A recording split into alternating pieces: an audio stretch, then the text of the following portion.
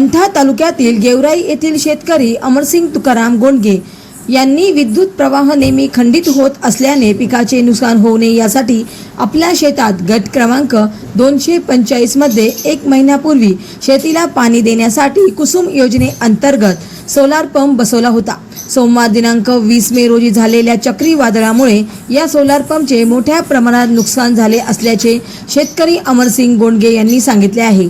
हवेचा दाब एवढा होता की सोलार विहिरीपासून 300 ते 400 फूट अंतरावर उडून जाऊन आदळले व सर्व प्लेट खराब झाल्या।